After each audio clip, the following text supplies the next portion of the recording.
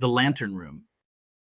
The fog was a living thing that morning, thick as wool, rolling across the sea like breath from something vast and sleeping. Reed Danner steered his small workboat through it by instinct, one hand on the throttle, the other feeling the air. His knuckles were white, though he'd crossed this channel 100 times before. Today felt different. Behind him, three figures rode in silence among the crates and equipment.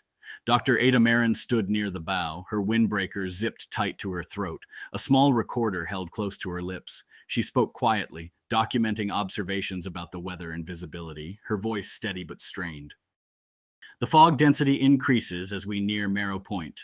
No natural reason for it. Barometric pressures stable. The lighthouse remains unlit, despite restoration approval last quarter.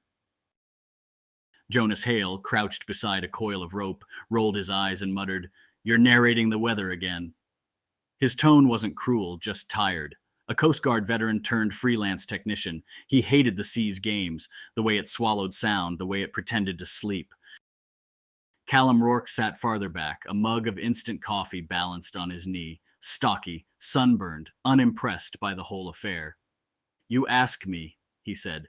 "There's a reason no one's fixed this place up in 100 years. You can build a new light tower for half the cost." Ada didn't respond. She'd heard the same argument from half the contractors who'd turned the job down. None of them had her reasons. She wasn't just restoring a lighthouse, she was finishing something her late mentor had begun. He'd spent his life chasing forgotten maritime histories, the ones that sank quietly without ever earning headlines. Marrow Point was his obsession, now it was hers. A faint shape materialized through the fog, a tall silhouette, black iron and glass rising from the rock like a finger pointing at the sky. Marrow Point Light. The last active beam went dark in 1924. Reed throttled down, and the boat drifted close enough for them to hear the slap of waves against the dock's rotting pylons. "End of the line," he said. "Tide's turning soon. I'll wait till it runs back before I leave." "You're staying?" Jonas asked. Reed's eyes flicked toward the lighthouse. "Wouldn't want the fog stranding me mid-channel." Ada caught the flicker in his tone. Fear, or maybe respect.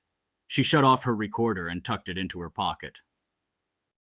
The dock groaned under their boots as they disembarked. The island was barely an acre. Jagged stone, a scatter of salt-killed grass, a keeper's cottage half collapsed beside the main tower. The air smelled of rust and kelp. Callum whistled. "You sure this is worth saving?" Ada looked up at the lantern room. Even broken, it commanded attention, the crown of a ghost.